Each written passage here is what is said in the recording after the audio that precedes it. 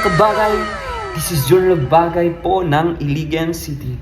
At kung bago ka pa lang po dito sa aking vlog, don't forget to follow my page, Journal Bagay Vlog, and visit also my YouTube channel, Journal Bagay Vlog po. Huwag niyo pong kalimutang mag-like and mag-share if you like the videos, Journal Bagay Vlog po.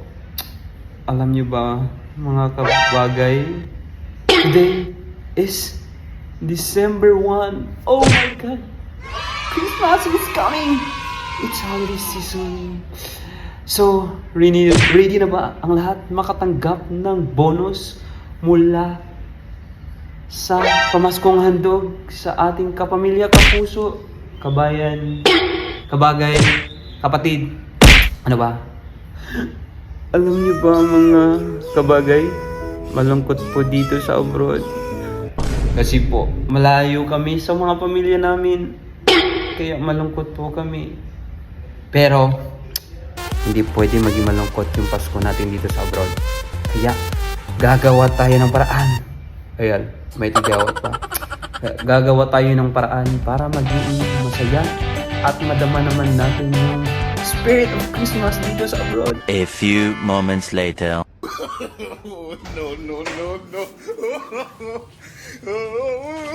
What's up mga kabagay? Ito na mga kabagay, may napulot na po pala tayong isang rustic plant na pwede na mapakinabangan. Sayang naman kasi nakita ko po siya, so pwede pa po itong gawin Christmas tree.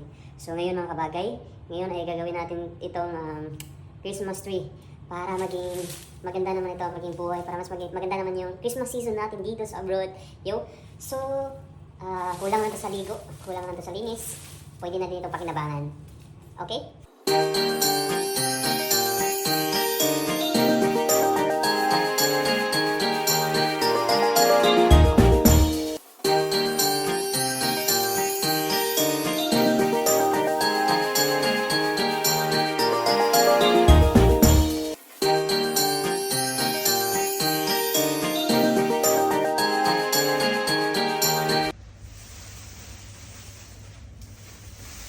Ayan na mga kabagay.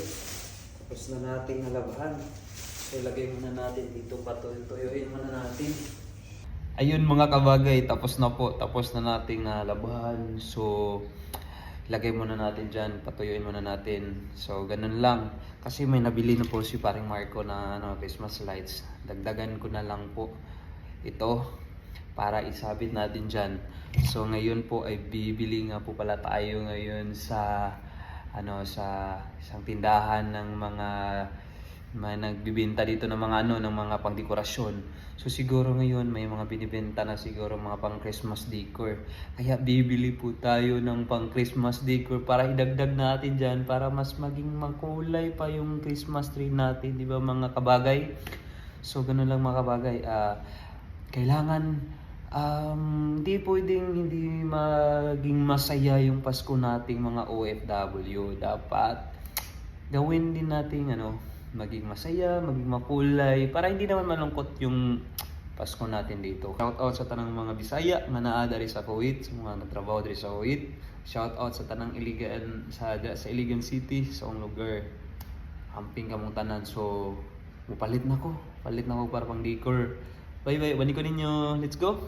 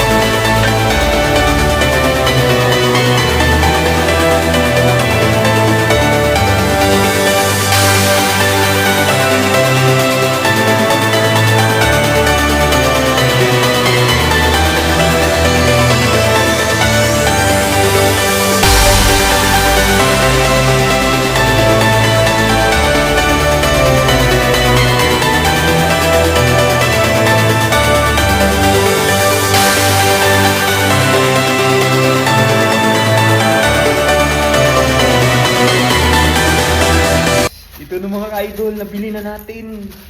So, ready na. Pwede na natin gawin. So, may nabili tayo naman ng mga Christmas balls. May mga drums. Marami pa. So pa, may mga balls. So, ready na din po yung natin, Christmas tree. Tuyo na siya. So, pwede na natin gawin. Let's go!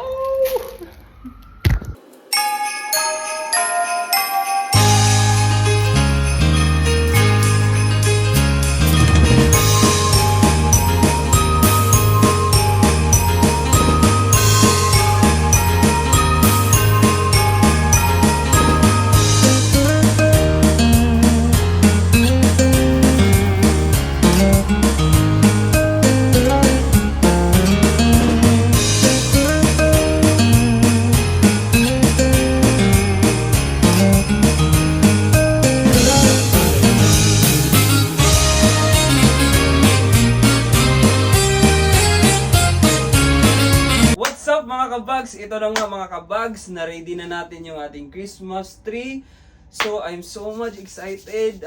Gusto ko na siya makita kung paano ilaw itong Christmas tree na gawa natin. So papatayin muna natin yung ilaw. So we'll turn off the lights and we will count 1, 2, 3. So turn off the lights. Okay, say 1, 2, 3. We wish you a Merry Christmas. We wish you a Merry Christmas. We wish you a Merry Christmas and a Happy New Year. Merry Christmas, everybody. Advance Merry Christmas and a Happy New Year. Okay, behind the scene, guys. So this is the. You are this is the light man, the one who turned off the lights. Mr. Ibrahim, come, I will introduce you. Don't be shy. I introduce yourself, bro. And this is my shy. This is shy. This is my kabayan, okay? This is my kabayan from Nepal, Mr. Nelmar. This is a very good guy. Yeah, when I'm asking, took me a video, so we'll do everything for me. Thank you so much, my friend. Okay, kamusta? Thank you. We will turn off the lights and we will count 1, 2, 3. Okay? Turn off the lights. Okay. And I say 1, 2, 3. Why like this? No damn mistake. No. Current! No, but yeah, then it touch, then it first thing I say 1, 2, 3. Then But you when you I say not it's understand. count. No, Okay, he understand. not me. No, he understand. It's my mistake. When I say 1, 2, 3, 1, and I touch, no coming lights. That's why. Okay. When I say, wish you a Merry Christmas. Okay, It's go. the first thing. Hello mga kabagay, yun na nga po mga kabagay, finally natapos na nga po natin yung ating Christmas tree. So sa wakas, natapos ko na rin siya ng isang buong araw lang po para po madama naman din natin yung spirit of Christmas dito sa ibang bansa, dito sa bansang Kuwait. Kahit malayo po tayo sa pamilya natin, para madama pa rin natin yung diwa ng Pasko, yung spirit of Christmas po. Yun lang. Kasi nga po malungkot po dito sa ibang bansa. Nagtatrabaho tayo dito. Tapos malayo tayo sa pamilya natin. Okay lang yun kahit malayo tayo sa pamilya natin. Nagpapasalamat pa rin tayo sa Panginoong Diyos. Kasi po andito tayo para makapagtrabaho at may makakita ng pera at may padala sa pamilya natin. Kasi po andun din tayo sa Pilipinas. Hindi naman sapat din yung naibibigay natin sa kanila. So thank you po sa lahat ng mga sumaybay, nanonood. Yan na, nabulol na kasi ni masyadong marunong magtagalog kasi Bisaya po, Bisdak po.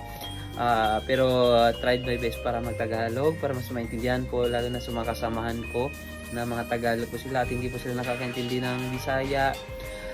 Thank you sa inyong lahat sa suporta nyo sa akin, sa walang sawang pagsuporta nyo sa aking vlog at sa lahat po na hindi pa nakapag-follow ng aking vlog po, please follow my page, Junior Bagay Vlog po for more videos upcoming po para po maaliw naman ko po yung sarili ko dito kasi po malungkot po dito sa ibang bansa, kaya nga po ginawa ko na lang libangan yung pagbi-videos po para mawala naman din yung homesick ko kasi po this is my first time na magtrabaho sa ibang bansa. Napakahirap po mag-adjust lalo na malayo tayo sa pamilya natin. So thank you for watching my videos, my vlog. advance Merry Christmas everybody and a Happy New Year. Thank you so much. Bye bye. Ingat po kayong lahat dyan.